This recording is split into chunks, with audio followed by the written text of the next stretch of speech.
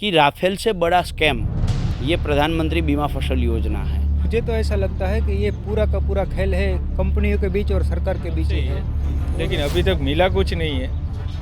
Premium जमा किया। हाँ, प्रीमियम ले लिया है। आप किसान नेता हैं, लगातार संघर्ष करते हैं। सबसे पहला सवाल प्रधानमंत्री बीमा योजना का आपके राज्य में क्या हालत है? देखो, प्रधानमंत्री बीमा फसल योजना जो है वो 2016 में पूरे भारत में एक साथ लागू हुई। जब ये योजना लागू हुई तब का देश के प्रधानमंत्री का वीडियो अभी भी घूम रहा है कि मेरे किसान का अगर पाक फसल जो है वो तैयार है, रेडी है, ठीक है, मार्केट में जाने के लिए तैयार है और बारिश आ गई तब भी उनको मुआवजा मिलेगा, बीमा मिलेगा। ठीक है, ये 4 साल में हमें तो बीमा नहीं मिला। ठीक है, हमारे जो प्रीमियम का रेट है वो आप सुनकर हैरान हो जाएंगे। जिस तरह से मूंगफली का रेट है वो 49% प्रीमियम, अगर मैं 100 रुपये का बीमा लेता हूँ तो 49 रुपीज़ बीमा कंपनी को प्रीमियम के तौर पर गवर्नमेंट मिलकर, केंद्र सरकार और राज्य सरकार मिलकर देती थी। हमें 2% देना था 49 में से, पर बाकी का जो 47% रहता है उनमें से आधा स्टेट गवर्नमेंट और आधा केंद्र सरकार देती थी। तो ये केंद्र सरकार और स्टेट गवर्नमेंट दे रही है, वो पैसा डायरेक्ट किसानों को क्यों नहीं दिया गया? अगर 49% जब आपको कंपनी को देना है तब डायरेक्ट किसानों को दे दिया तो हमें बीमा की ज़रूरत ही नहीं रहती। एक बात समझते हैं कि आपका ये कहना है कि सरकार ने आपसे लिया 2 रुपया, अपना दिया 47 रुपया। जी। तो जाहिर तौर पर 47 रुपया भी आप ही का है। नहीं, मेरा यही तो सवाल है ना। जी। मेरा यही सवाल है कि वो 47 पैसा है, रुपया जनता है, का ही है। वो जनता का है। कोई भी नेता अपनी जेब से कंपनियों को नहीं देता है। ठीक है, जब आपको 47 मतलब टोटल मिलाकर हमारा और दोनों गवर्नमेंट का मिलाकर 49% हम जब प्रीमियम दे रहे हैं, ठीक है, तो वो प्रीमियम देने की ज़रूरत क्या थी? हर साल हमें दे दे कि आपको आप जितना भी बीमा का चार्ज कर रहे हो, दे रहे हो बीमा, मान लो कि मैं प्रति हेक्टर 70,000 बीमा का लिए मैं प्रीमियम भर रहा हूँ 2% के हिसाब से, तो मुझे हर साल 35,000 रुपया जो बीमा कंपनी को गवर्नमेंट देती है वो मुझे दे दे, तो बीमा की ज़रूरत नहीं। पर उसके बावजूद पूरे देश में नहीं, विश्व में ऐसा प्रीमियम का दर कहीं पर आपने नहीं देखा होगा।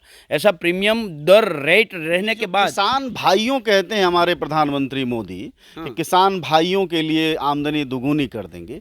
ये बताइए कि आपके राज्य में अभी चल रहा है प्रधानमंत्री बीमा योजना की ध्वस्त हो गया? वो ध्वस्त हो गया। अच्छा, यहाँ होता है ही नहीं? नहीं है ही नहीं। 20 अगस्त 2020 के दिन हमारे स्टेट के जो मुख्यमंत्री थे उसने वो ध्वस्त कर दिया, और उसके पीछे का रीज़न पे ही मैं आ रहा था कि हम 50% मिलकर जब रेट के दे रहे हैं उनको, उसके बावजूद भी 4 साल में हमें बीमा मिला कितना? पूरे अभी तक का जब बीमा योजना का पूरा इतिहास 1981 से अभी तक का इतिहास देखेंगे तो भारत में कभी भी कोई किसान को 0.67% बीमा नहीं मिला होगा, किसी को 0.56% बीमा नहीं मिला होगा, किसी को 1.65% बीमा नहीं मिला होगा। अगर हम किसानों को थोड़ा और जरा किसानों को अगर हम समझाना चाहें तो ये 0.6 को रुपए में जरा समझाइए। अगर मैं 70,000 का बीमा ले रहा हूँ तो मुझे 55 रुपया बीमा मिल रहा है प्रति हेक्टर। ये समझना बहुत ज़रूरी है, इसीलिए मैंने पूछा। ठीक है, तो ये अगर 55 रुपया मिल रहा है, 44 रुपीज़ मिल रहा है, 165 रुपया मिल रहा है, तो उसका मैं क्या करूं? 70,000 के बदले 70,000 के बदले, और उसमें भी 35,000 तो हम प्रीमियम दे रहे हैं जनाब। 35,000, 70,000 में से 35,000 तो मैं, मेरी स्टेट गवर्नमेंट, मेरी स्टेट नेशनल मतलब केंद्र जो है वो मिलकर हम 35,000 तो उनको प्रीमियम दे रहे हैं। उसके बाद मुझे जब बीमा लेने की बारी आती है तो मुझे प्रति हेक्टर मिलता है 65 रुपीज़, 88 रुपीज़, 165 रुपीज़। तो बाद में हमने, जब गुजरात में अकाल की स्थिति थी तो हमने उसको खंगाला कि ऐसा क्यों हो रहा है। तो जो ज़मीनी स्तर पर क्रॉप कटिंग करना होता है, क्रॉप कटिंग ये होता है कि 10 बाई 10 का प्लॉट लेकर उसके अंदर कितना उत्पादन होता है उस आधार पर हेक्टर का कितना होता है। अगर हेक्टर में मान लो कि प्रति क्विंटल, प्रति बीघा या तो प्रति एकड़, प्रति हेक्टर आप किसी में भी नापे, तो अगर प्रति हेक्टर मान लो कि 5 क्विंटल एवरेज 5 साल का है और इस साल 1 ही क्विंटल हुआ, तो इसका मतलब ये हुआ कि 80% हमारा जो क्रॉप है वो फेल है। ठीक है, अगर 80% क्रॉप फेल है तो हमें 80% बीमा मिलना चाहिए, तो हमें 2% बीमा नहीं मिलना चाहिए। तो ये 2% मिला क्यों?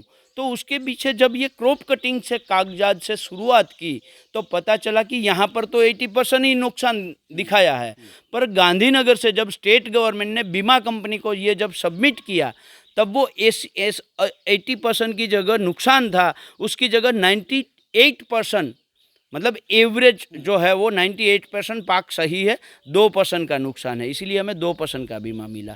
ठीक अच्छा, है। खेल थोड़ा आपने ये कहा कि 80% यहाँ से लिख के ले गए, हाँ। आपके यहाँ से जब वह राज्य सरकार के पास कागजात गए तो वह 98% में बदल जी। गए और कहा यह गया कि 98% फसल ठीक हुई है। हाँ, 80% नुकसान था। हाँ, उसको ठीक है। यहाँ 80% ठीक लिखा कंपनी 80 ने। नहीं 98% वो ठीक तो लिखा। गांधीनगर हाँ, जाके। गांधीनगर।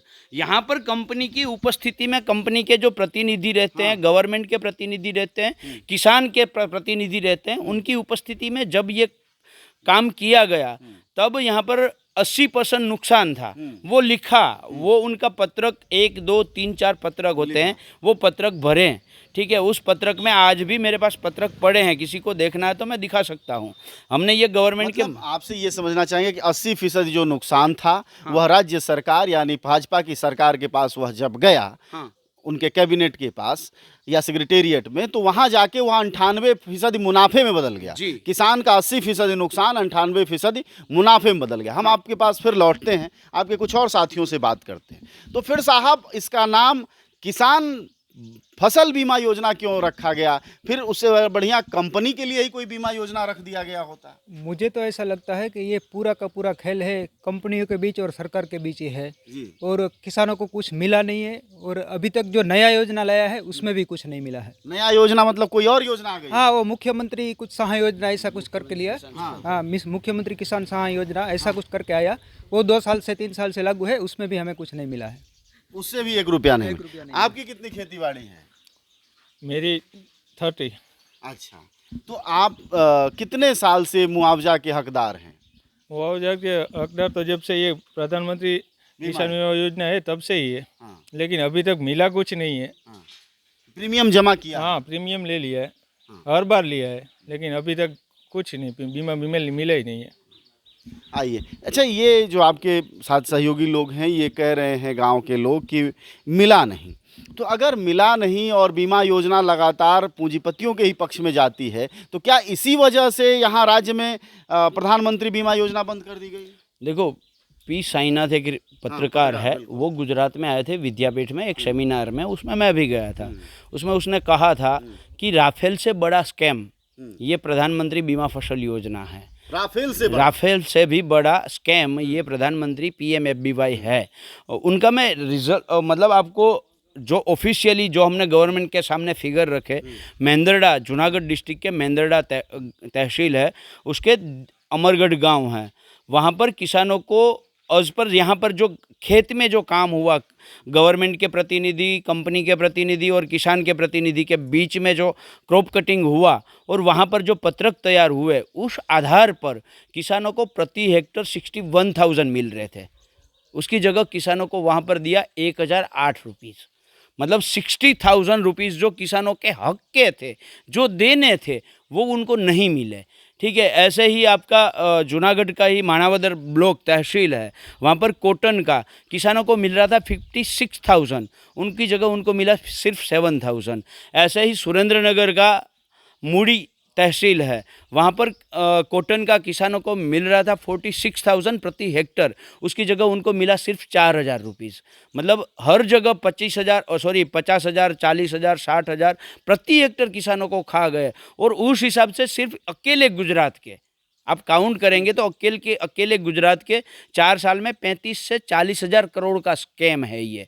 ठीक है, पूरे भारत में आप इस हिसाब से सोच सकते हैं कितना बड़ा स्कैम राफेल होगा। से बड़ा भी कहा जा सकता है जो पी साईनाथ कह रहे हैं। 100%। और उसके सामने आप 4 साल में ही पूरे भारत में से 1,20,000 करोड़ रुपया प्रीमियम के तौर पर ये 16 बीमा कंपनियां हैं, वो प्रीमियम ले गई है। अब प्रीमियम बीमा दिया कितना है, कुछ अंदाजा? बीमा आप इस हिसाब से अंदाज लगा सकते हैं कि कितना मिला होगा। गुजरात का मैं आपको कह सकता हूँ कि हर साल हम इनको मिनिमम 35-40 हज़ार करोड़ का प्रीमियम देते हैं, ठीक है। और 16-17, 17, 18, 18-19 और 19-20 4 साल के अंदर कहीं पर एक साल में कोई भी एक क्षेत्र में या तो अकाल रहा, या तो अतिवृष्टि रही, या तो कमौसमी बारिश हुआ, मतलब कुदरत हमसे हर बार रूठा है, 4 साल रूठा है। गवर्नमेंट ने, मैं आपको भी मतलब सोचने के लिए आप मजबूर हो जाएंगे कि गवर्नमेंट ने 2018-19 में किसानों के पाक बर्बाद होने के कारण 3,750 करोड़ रुपया किसानों को मुआवजा दिया। गवर्नमेंट ने दिया कि आपके पाक बर्बाद हो गए हैं, मतलब फसल आपकी फसल बर्बाद हो गई है, इसीलिए हम आपको फूल नहीं तो फूलनी पाखड़ी, गुजराती में कहावत है कि मैं पूरा फूल नहीं पर इतना सा तो हम हेल्प कर रहे हैं। वो हेल्प के तौर पर हमें 3,750 करोड़ रुपया गवर्नमेंट ने दिया। किस साल में दिया ये 18-19 में। और बीमा कंपनियों ने क्या दिया? बीमा कंपनियों ने हमें दिया सिर्फ और सिर्फ 1800 करोड़ रुपया, जबकि हमारा हक था बीमा कंपनी से। हाँ, बीमा कंपनी से हमने 35,000 करोड़ रुपया अगर हम प्रीमियम दे रहे हैं, तो उसका डबल, अगर 50% हम प्रीमियम दे रहे थे तो उसका 70,000 करोड़ रुपया हमारा था। उसकी जगह हमें 7-8 करोड़ मतलब 1800 करोड़ रुपया मिले, 1,800 करोड़ मिले। तो समझ सकते हैं कि गवर्नमेंट ने खुद ने इतना कि हम इतना सा आपको हेल्प कर रहे हैं, तो हमारा बीमा तो इतना था, तो वो तो हमें मिलना था। गवर्नमेंट इसमें चुप रही। सबसे बड़ी दुख की बात यह है कि जब हम इनके खिलाफ, इन कंपनियों के खिलाफ हाईकोर्ट में गए, तब हाईकोर्ट में गवर्नमेंट ने खुद ने हलफनामा जो रजू किया वो किसानों के खिलाफ और कंपनियों की फेवर में हलफनामा रजू किया। ये गवर्नमेंट का मतलब मोदी जी के नेतृत्व वाली हाँ, डबल इंजन सरकार। यहाँ पर तो रिमोट की सरकार है, वहाँ से जो आदेश आता है कि भाई कंपनियों ने पिछले दरवाजे से हमें 2,000 करोड़ रुपया फंड दिया है, तो कंपनियों को खिलाफ नहीं जाना है। मतलब अगर चुनाव लड़ने के लिए कंपनियां फंड दे रही हैं तो उसकी वसूली किसानों से हो जाए।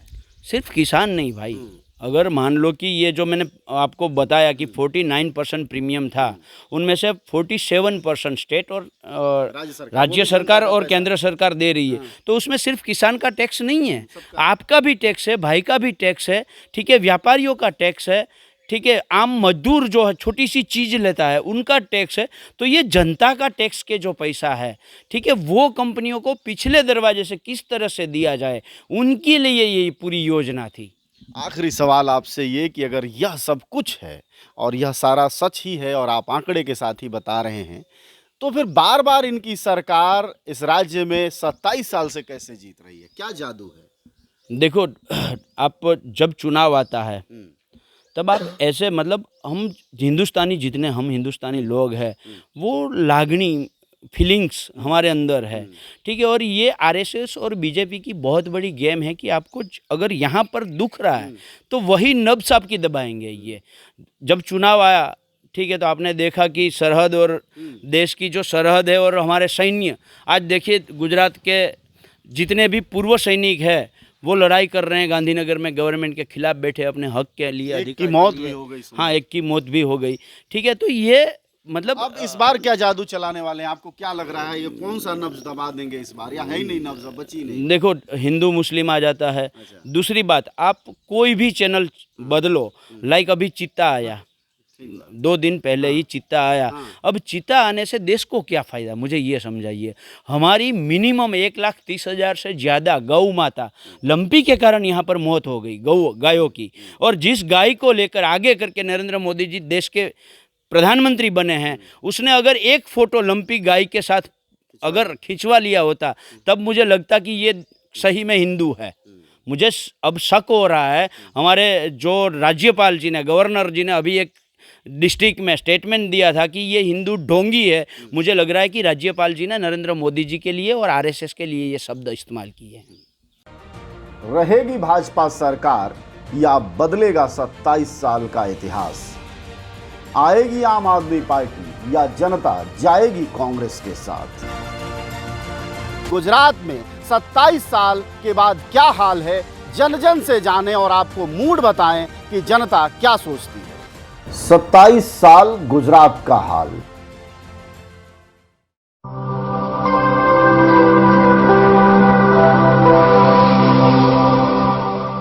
जन ज्वार जनता की